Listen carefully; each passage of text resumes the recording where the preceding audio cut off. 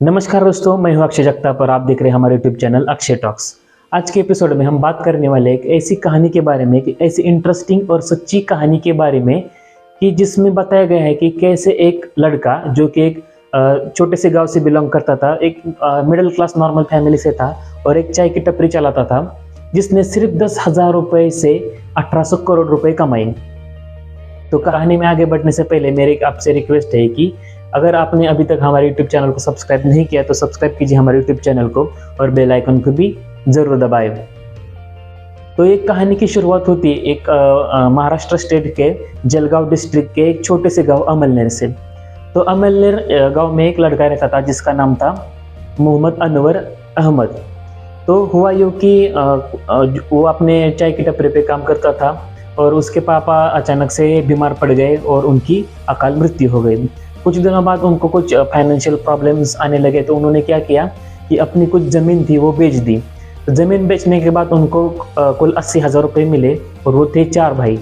तो 4 भाइयों ने क्या किया कि 20-20 हज़ार रुपये 4 भाइयों में डिवाइड कर दिए और उसमें से कुछ चले गए शहर में नौकरी करने के लिए या कुछ व्यवसाय करने के लिए, और मोहम्मद था वो अपने ही गाँव में रहा अपनी चाय की टपरी चलाते हुए।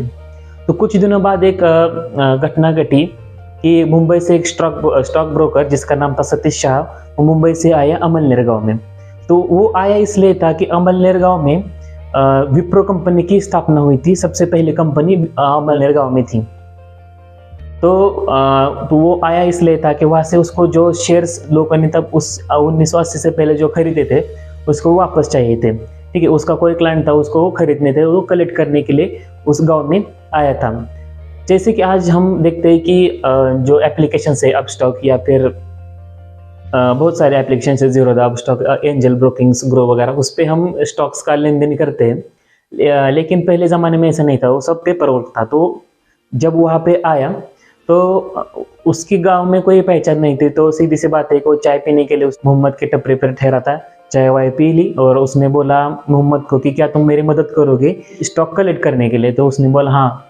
तो दोनों गांव में गए, उसने नाम बताया किसके पास हो गया और जो जो राज़ी हुए उनसे उसने स्टॉक्स ले लिए। लेकर जब वो वापस जा रहा था, सतीश शाह जो स्टॉक ब्रोकर था, तो उसने बोला कि मैं तुमको एक राज की बात बताता हूँ कि तुम भी कुछ शेयर्स अपने लिए खरीद लो, क्योंकि कुछ दिनों बाद जो विप्रो कंपनी उसके स्टॉक की प्राइस बढ़ने वाली है। तो उसने भी बोला हाँ ठीक है, मैं ज़रूर इन्वेस्ट करूँगा अगर आप इतने कह रहे तो उसने क्या किया, जो उसको 20,000 रुपये मिले थे तो उसने उसमें से 10,000 रुपये इन्वेस्ट किए विप्रो के स्टॉक्स में। तो उसने क्या किया कि टोटल 10,000 रुपये के 100 शेयर्स खरीद लिए, क्योंकि तब स्टॉक की प्राइस थी विप्रो कंपनी की वो 100 रुपीज़ पर शेयर थी। तो उसने 100 शेयर्स बाई कर लिए और होल्ड किए। लेकिन मिरेकल हुआ अगले साल ये हुआ कि जब उसने स्टॉक बाई करके होल्ड किए थे तो दूसरे साल विप्रो कंपनी ने क्या किया कि 1:1 रेशियो से शेयर बोनस में दे दिए उनके स्टॉक होल्डर्स को। यानी कि उसने बाई किए थे 100 शेयर्स और कंपनी ने दिए उसको और 100 शेयर्स, तो उसके पास हो गए 200 शेयर। 1991 के बाद फिर से उसने स्टॉक होल्ड किया और फिर 1981 में उसे शेयर मिले। फिर 1982 में उसे फिर से बोनस शेयर्स मिल गए। तो बोनस शेयर मिलने के बाद एक्चुअली हुआ यूँ कि हर एक साल बाद स्टॉक्स डबल होते गए, 100 से 200, 200 से 400, 400 से 800, 800 से 1600 समथिंग, ऐसा बढ़ने लगे। फिर कंपनी ने क्या किया कि शेयर को स्प्लिट किया, यानी एक शेयर था 100 रुपीज़ का, तो शेयर की वैल्यू 100 रुपीज़ थी, तो कंपनी ने एक शेयर की वैल्यू 10 रुपये कर दी। तो मोहम्मद के पास एक शेयर के बदले 10 शेयर आ गए और उसकी जो होल्डिंग्स थी वो 10 गुना बढ़ गई।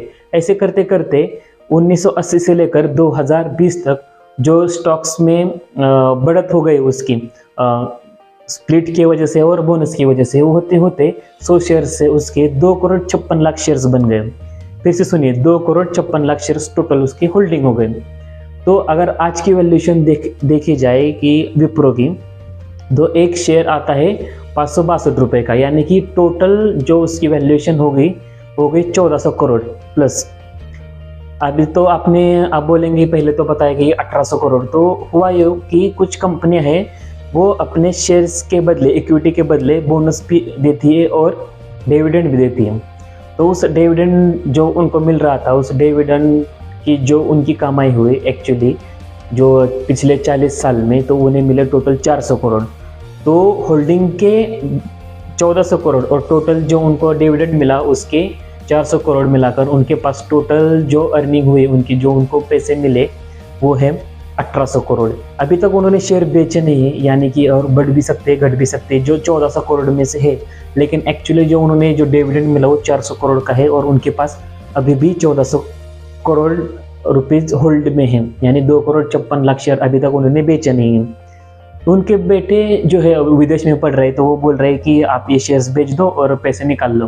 तो उनके जो पिता यानी कि मोहम्मद अनवर है, वो बोल रहे हैं कि जब तक अजीम प्रेम जी कंपनी के मालिक है तब तक मैं शेयर नहीं, एक भी शेयर नहीं बेचूंगा। तो ये थी उनकी कहानी। उन्होंने सिर्फ 10,000 रुपये लगा के, कैसे देखिए कि 1800 करोड़ रुपए कमा लिए। उनकी टोटल नेटवर्थ यानी उनकी टोटल प्रॉपर्टी है 1800 करोड़ रुपए की। तो ये जो एक जादू हुआ, एक चमत्कार हुआ, उसके पीछे का एक राज है जो हमने पिछले वीडियोस में भी बोला था कि पेशेंस। कितना पेशेंस देखिए कि अगर आज हम शेयर्स खरीदते हैं, अगर 100 रुपये वैल्यूएशन से शेयर खरीदते हैं, एक महीने बाद उसका 200 हो जाता है तो हम बेच के पैसे निकाल लेते हैं। लेकिन इन्होंने ऐसा नहीं किया। शेयर कितनी भी चाहे बढ़ जाए या घट जाए, शेयर्स को नहीं बेचा। और उनकी पेशेंस की वजह से, 40 या 42 साल की पेशेंस की वजह से, जो 10,000 रुपये की वैल्यूएशन थी उनकी, वो आज पहुंच गई 1800 करोड़ तक।